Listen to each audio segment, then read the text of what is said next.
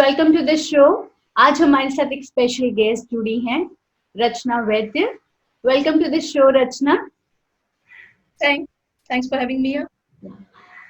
हम शो शुरू करें उससे पहले हम रचना जी से उनका परिचय जान लेते हैं। रचना जी, आपने काफी लंबा समय तय किया है फाइनेंस में, तो आप अपना एक्सपीरियंस शेयर करें। Definitely. I'm a graduate in engineering and a postgraduate in management finance. And corporate world में मैंने काम किया है करीब more than 8 years. And even when I was working in the corporate world, I was there in the stock market as an investor. खुद का जो पैसा सेव होता है उसको मार्केट में मैं तब भी लगाती थी. And after some time, then when I left the job, I got into full-time trading. और ये mind में था ही कि अपना कुछ करना है. That was one of the major reasons of getting into this full-time. And क्योंकि बाद में I was giving more time to the stock market, I got into shorter-term trading as well, along with the larger time frame investments. And since a few years, I'm full-time into it. Now I am also into coaching. I also train people for TA, that is technical analysis. And I trade for myself all the time. And I've also written a book on, co-authored a book on stock market, which is available on Amazon, etc.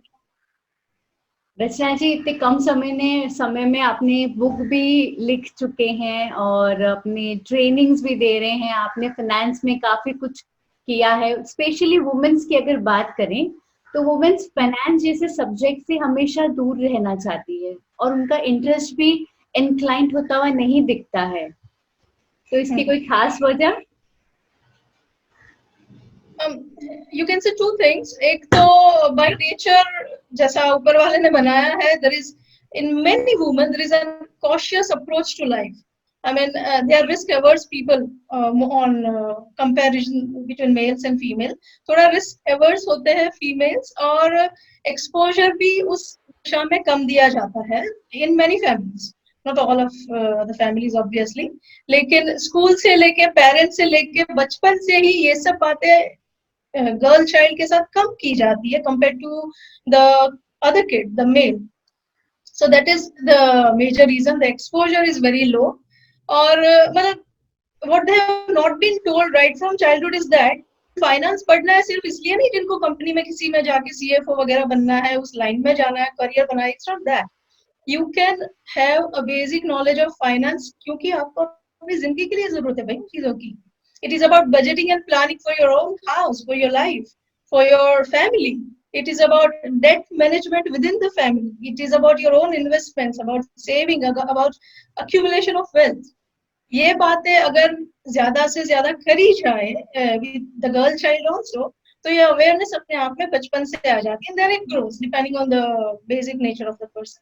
हमारा अगला सवाल है कि अगर women's budget में बहुत अच्छी मानी गई है आज तक, तो बजट को लेकर जब वो इतनी स्ट्रॉन्ग बन चुकी है अपनी फैमिली लाइफ को लेके, पर जब उनकी खुद की अर्निंग्स की बात आती है तो वो क्यों नहीं मेंटेन कर पाती है?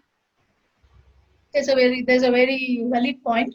And you know, फीमेल के साथ मोस्टली क्या होता है, जब तक लाइफ में सब कुछ अच्छा चल रहा है ना, in most of the families and in many families, तो वो लोग फाइनेंस वगैरह की बातों में इंटरेस्ट ही कम लेते हैं.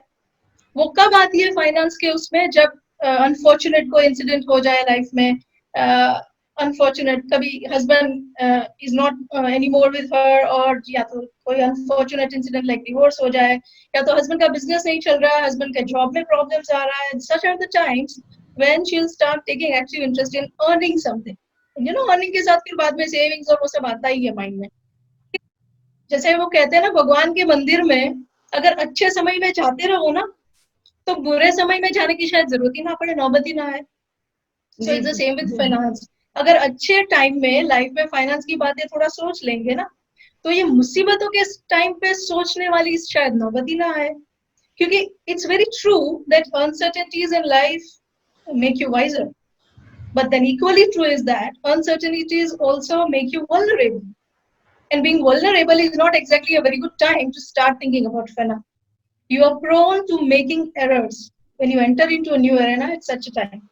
तो बेटर है कि जब अच्छा सब चल रहा है तभी इन चीजों पे थोड़ा ध्यान दे ले. It is better to, you can say, prepare and prevent rather than repair and repent. It's like that. Rachna ji, दूसरा सवाल है, ये जो पैंडेमिक है, इसका असर फाइनेंस सेक्टर पे कितना आ सकता है और आने वाले टाइम में क्या तब्दीली देखी जा सकती है? See, there is a major shift that we can expect in the younger generation, especially the younger people who जिन्होंने पहले लाइफ में अनसर्टेनिटीज नहीं भी देखी थी ना, who at the best of the time जो सबसे ज्यादा सिक्योर एनवायरनमेंट में अपब्रिंग हुए हैं ये वो, उन्होंने भी लास्ट कुछ पीरियड में अपने आसपास बहुत ज्यादा ले ऑफ्स, पे कट्स एक्सेट्रा सब देखा है. Now even if you are not laid off yourself, तो भी आपके आसपास जो भी हो रहा है उसका असर तो आप पे होने वाला है, right? On the other side, what COVID has done is that it has given us a time to pause, time to think about life. Where are we going? क्या कर रहे हैं हम? Are we going in the right direction? क्या हमारा मतलब they have started thinking about even their own lifestyle. जिसको वो लोग cost of living समझते थे youngsters. Now they know it is the cost of lifestyle and not living. Living तो बहुत कम चीजों से किया जा सकता है. What has happened, अगर इकोनॉमिक्स की टर्म्स में बात करें तो they have tried to understand the difference between demands और needs and wants. नीड्स क्या है आपकी और वांट्स क्या है? वांट्स का तो एंडलेस है जमाना, लेकिन नीड्स तो बहुत लिमिटेड, उससे भी लाइफ जी सकती है, जा सकती है. They have started understanding this. So what I expect to happen in the coming times is that the generation who had been spending more and saving nothing may become swiper में से सेवर्स बन सकते हैं, you know.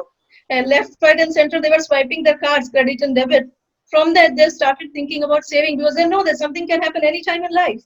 जबकि you should have savings which is enough to see you through at least for a few months. अब पैसा होगा तो फिर उसको आप बढ़ाओगे ना. वो अमोल पालेकर का एक पुराना गाना है ना, गोलमाल है भाई सब गोलमाल है. Yes. उसका एक स्टांजा है, इसे is a very nice line over there. कहता है पैसा कमाने के लिए भी पैसा चाहिए. Yes. You know, Very पहले true. मल्टीप्लाई तो बाद में करेंगे, पहले सेव करो, एक्यूमुलेट करो थोड़ा सा.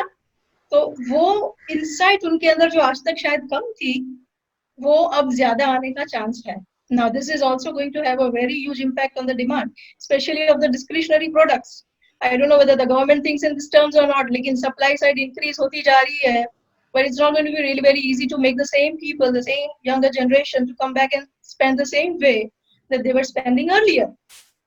पहले जितना खर्चा लोग अगर नहीं करेंगे तो वो एक बहुत बड़ा बदलाव आने वाला है आने वाले टाइम में. रचना जी, आपने बहुत बड़ी बात की है यहाँ पे कि यूथ ज्यादा इम्पैक्टेड है, और अगर यूथ की अभी बात आई है तो एक और सवाल है, how exactly one can become a financially wise, और कौन से ऐसे स्टेप लेने चाहिए उनको कि वो जस्टिफाई कर सके अपना अर्निंग्स या अपनी सेविंग्स को? कि फाइनेंशियली वाइज होने के लिए there are number of pointers. वैसे तो एंडलेस चीजें हैं, लेकिन हमारे इस सेशन के लिए I can give a very few important pointers which should be useful for the youth, for the men, for women, for anyone in general. सबसे पहली बात कि पैसा सब कुछ नहीं है, पैसा सब कुछ नहीं है, ऐसा अगर सुनते हुए बड़े हुए हो तो समझ लीजिए कि पैसा सब कुछ भले ही ना हो, लेकिन पैसा बहुत कुछ है.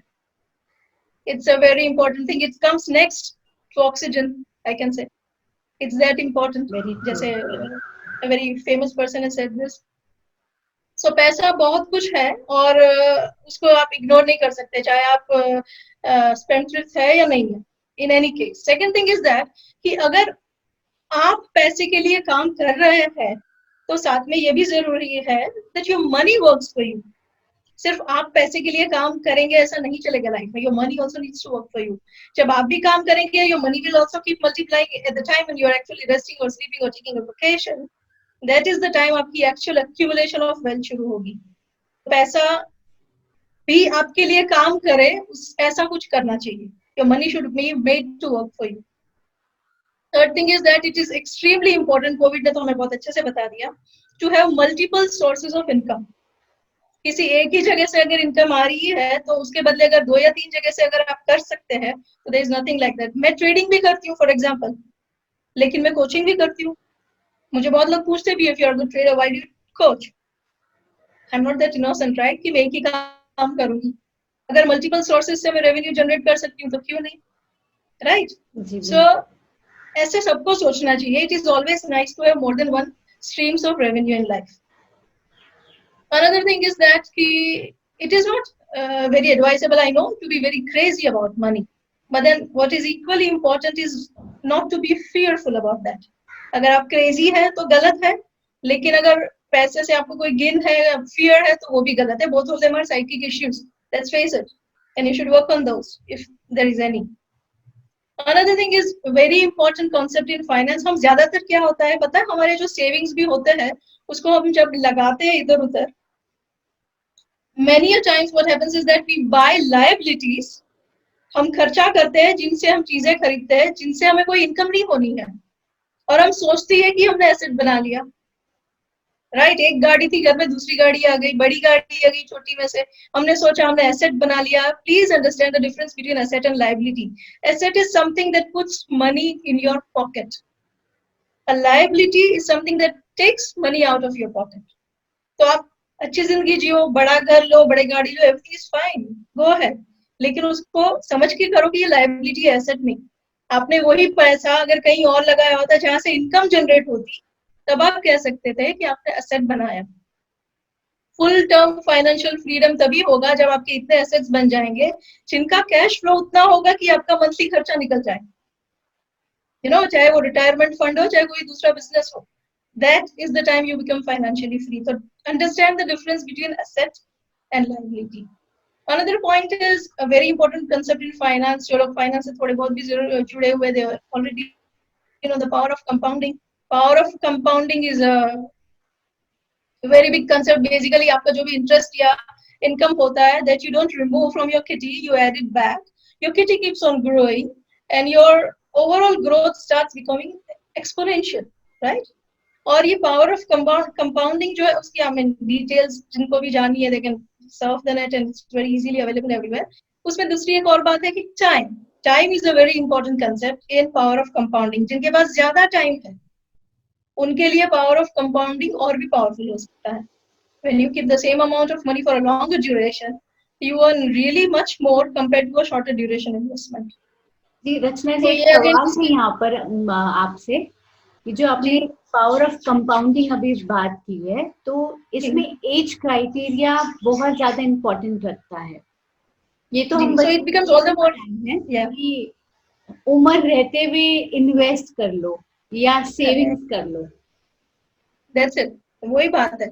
Younger generation is more well placed, and इसीलिए ये होता है कि यंगर जनरेशन के अंदर ये फाइनेंस की जो बेसिक ये जो कंसेप्ट अपन डिस्कस कर रहे हैं ना, वो होने चाहिए, because that will put them in a better place. They already better place as far as time is concern.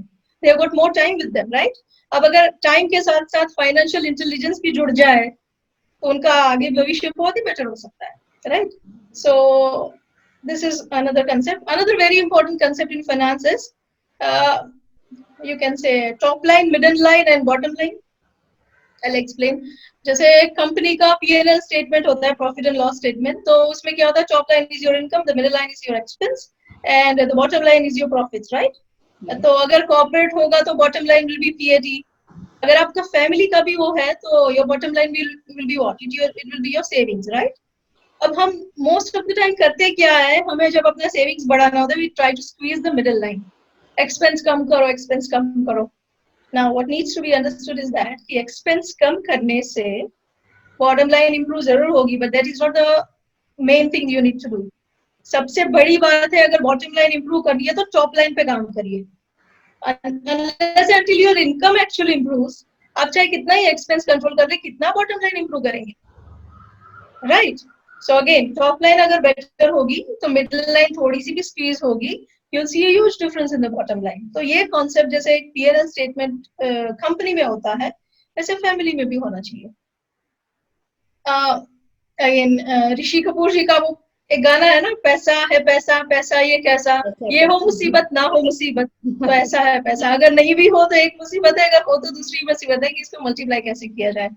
And ये सब समझना इसलिए जरूरी है क्योंकि जैसे लोगों ने कहा है, किताबों में लिखा है, सबने यही कहा है कि लक्ष्मी बहुत चंचल होती है. तो लक्ष्मी को कमाना तो एक बात है, लेकिन उनको टिकाए रखना और उनको मल्टीप्लाई करना बहुत ही अलग बात है.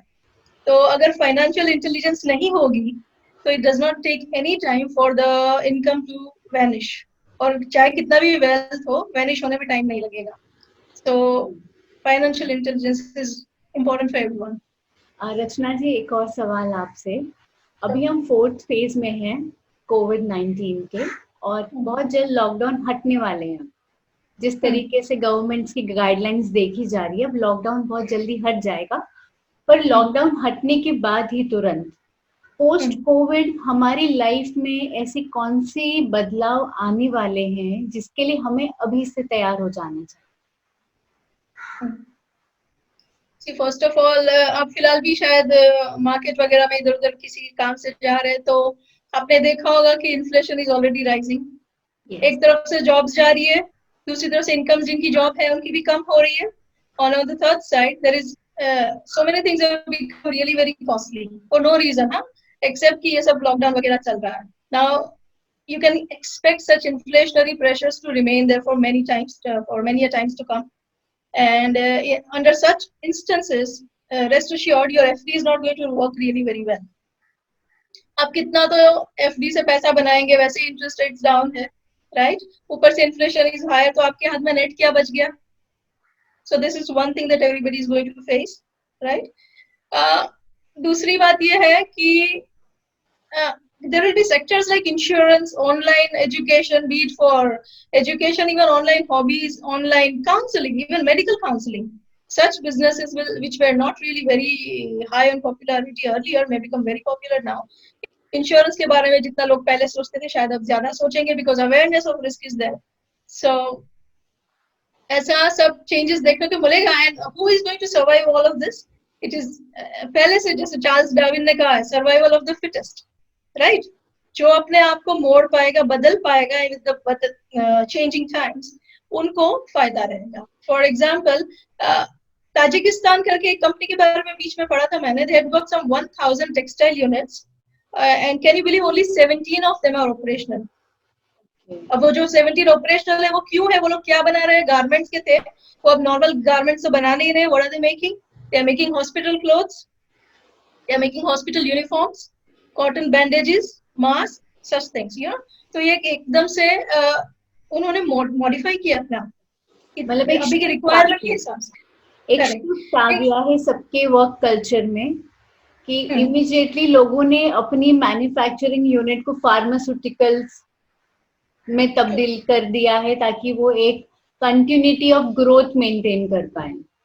तो आपकी बातों से ये समझ में आता है कि एक माइंडसेट को रेडी रखना है कि कोई भी तरह का शिफ्ट जो आने वाला है लाइफ में उसे एक्सेप्ट कर ले आसानी से. करेक्ट. और ये तो बहुत एक बड़ी कंपनी की बात है, लेकिन even if I talk of a small time vendor, you know, street vendor, तो हमारे एक फ्रेंड सर्कल में किसी के घर के बाहर एक वेंडर बैठता था, चाट वाला. जी. वो चाट तो एसेंशियल आइटम्स में आती नहीं है, और कोविड ने हमें अच्छे से बता दिया कि लाइफ में एसेंशियल क्या है और नॉन एसेंशियल क्या है, राइट? तो वो बेचारे का बिजनेस बंद हो गया इतने सारे महीनों से अब तो. लेकिन उसके आजू बाजू वाले सारे vendors they are out of business, doing nothing. वो बंदे ने क्या किया, 4 दिन के अंदर चाट को भूल जाइए, वो आलू और प्याज लेके आ गया. यू सी, उनको पता है कि वो एसेंशियल में आता है, तो उसको पता है कि चाट तो नहीं बेचने देगा कोई, लेकिन मैं आलू और प्याज करूंगी तो मेरा धंधा चालू रहेगा. अब इतना मतलब from every strata of society, if we see such changes, तो ये होता है survival of fittest. इसके लिए रेडी रहना पड़ेगा. जी रचना जी, और इस बात से एक और चीज सामने आई है कि एक एजुकेटेड होना जरूरी नहीं है, आपका अलर्ट होना जरूरी है. वही कहते हैं ना, मौके पे चौका जो मार दे वही बादशाह बन जाता है. डेफिनेटली वो तो है. रचना जी, आपसे बातचीत करते हुए बहुत सारे पॉइंट्स क्लियर हुए हैं. हमारे व्यूअर्स के भी आई थिंक बहुत सारे माइंडसेट क्लियर होंगे, स्पेशली द कोविड सिचुएशन को लेकर. और जो आपने वुमेन्स का एक मुद्दा जो आपने बताया है, आप खुद एक वुमेन हैं और आप इतने सालों से फाइनेंस को अपनी बागडोर बांध कर चले जा रही हैं, तो आई थिंक आप एक रोल मॉडल ऑलरेडी बन चुकी हैं सभी के लिए. Thank you. So I would like to compliment you that you are doing very good मतलब हम खुद नहीं कर पाते, बीइंग अ वुमन मैं खुद भी अपने फाइनेंस डिसीजंस नहीं ले पाती हूँ इतनी आसानी से, क्योंकि हम सोचते हैं हम कहीं ना कहीं वीक हैं इस सब्जेक्ट में। तो It's Rachna all ji, about exposure, as I said. रचना जी एक छोटा सा क्विक ऐसा कुछ एक्सरसाइज बता दीजिए कि हम अपने आप को एजुकेटेड कैसे कर ले फाइनेंशियली। डेफिनेटली सी फाइनेंस को लेके सबसे now not talking about males or females, I'm talking about people in general. सबके माइंड में सबसे बड़ी चीज क्या होती है? Everybody wants higher returns, yes, right? FD वगैरह से बहुत लोग खुश नहीं है, right? और आज गोल्ड अच्छा कर रहा है तो हमें सब लग रहा है कि इंडियन हाउसवाइफ्स have been very wise and all, लेकिन 60s 80s के टाइम पे एक ऐसा दौर भी गया था बहुत लंबा, 8-10 years जितना, जब gold was not doing anything, right? तो ऐसे फेजेस सबके आते हैं। अब सबको उस टाइम पे भी हाई रिटर्न्स चाहिए। डर किस बात का होता है? एक ही बात का, द रिस्क इन्वॉल्व, राइट? सबके माइंड में एक ही है कि रिटर्न्स तो चाहिए लेकिन रिस्क क्या करें उसका, हमें भी ये करना है लेकिन हाई रिटर्न्स के लिए हाई रिस्क नहीं लेना चाहते। तो सबसे बड़ी बात मैं इन सब लोगों के लिए एक ही कहूंगी कि अगर आप ये समझते हैं कि कुछ ना करने से आप रिस्क से बच गए हैं, यू आर हाईली मिस्टेकन। जिंदगी में सबसे बड़ा रिस्क होता है कुछ ना करना, राइट? और रही बात रिस्क की, तो रिस्क हर जगह है। अगर विमेन की बात अगर करें दोबारा से, कुकिंग में कम रिस्क है क्या? अगर आप कुकिंग में if you not manage yourself well in the kitchen, गलत टाइप के ड्रेसअप के साथ कुकिंग करेंगे, आप फायर का जो प्रिकॉशन होता है उसका ध्यान नहीं रखेंगे, बेसिक अंडरस्टैंडिंग कुकिंग रेंज या जो भी है गैस वैस बंद कैसे करना नहीं ध्यान रखेंगे, तो क्या एक्सीडेंट नहीं होगा? वहां पे भी होगा। कार ड्राइव करते हैं आप, तो रिस्क नहीं है क्या? बहुत बड़ा रिस्क है। फ्लाइट में बैठते हैं वहां तो आपके हाथ में भी कुछ नहीं है, वो बंदा जो करे जा रहा है, and you are every time told भी अगर we are landing in water then please put on this and put on that. किसके पास टाइम होने वाला है उस टाइम पे? Only God knows. लेकिन फिर भी बैठते हैं ना फ्लाइट में। So risk is there everywhere. अगर रिस्क की वजह से फाइनेंस से डर रहे हैं तो एक ही बात है, risk is always there in not knowing what you are doing. Biggest risk in life is ignorance. हर जगह इग्नोरेंस ब्लिस नहीं होती, and if ignorance is a bliss, knowledge is power, right? तो अगर नो हाउ आता जाएगा ना line के बारे में, अगर आप शेयर्स में भी इन्वेस्ट करना चाहते हैं, चाहे आप मीडियम टर्म लॉन्ग टर्म कुछ भी करें, once you know what you are getting into, once you know how to do it, तो रिस्क कंट्रोल करने के तरीके अपने आप आपके पास आते हैं। जैसे मैं टीए सिखाती हूँ, technical analysis, which can be used by anyone, short term, medium term, long term. और सबसे बड़ी बात उसकी क्या होती है? रिस्क मेजर करता है, रिस्क कंट्रोल करना सिखाता है, राइट? तो रिस्क को कंट्रोल करना अगर आप सीख लेंगे, तो जो फियर है ना फाइनेंस को लेके, वो एक हद तक कंट्रोल में आ जाएगा। And some tool like a TA can be applied to any asset class। चाहे आप गोल्ड में इन्वेस्ट करना चाहते हैं, कमोडिटीज में करना चाहते हैं, इक्विटीज में करना चाहते हैं, रियल एस्टेट की भी अपनी साइकिल होती है। अगर वो साइकिल की समझ नहीं होगी ना, तो 2010 में इन्वेस्ट करके बैठे होंगे बहुत लोग, when real estate was at its peak, और उसके बाद 10 साल से नीचे जा रहा है, राइट?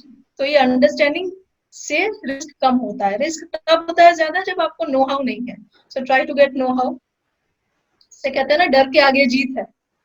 तो डर निकालने का एक ही तरीका है कि इग्नोरेंस को हटाइए, राइट? अगर आप नो हाउ नहीं रखेंगे ना, तो कई लोग शॉर्ट टर्म ट्रेडिंग करते हैं with the help of tips, advisory services से कॉल्स लेते हैं and they try to trade on those. तो वो भी बहुत बार नहीं चलते। क्यों? क्योंकि उन कॉल्स को भी तो एग्जीक्यूट करना पड़ेगा ना, उसके लिए भी तो थोड़ा बहुत आना चाहिए ना, वरना अच्छे से अच्छा कॉल भी नहीं चलेगा, राइट? सो नो हाउ से बचने का कोई तरीका नहीं है, you have to get into it. मतलब पानी में गिरना पड़ेगा अगर स्विमिंग सीखना है ना, तो राइट, सही तरीके से करेंगे तो रिस्क को कंट्रोल करने के तरीके अपने आप मिल जाएंगे। Practice make us perfect.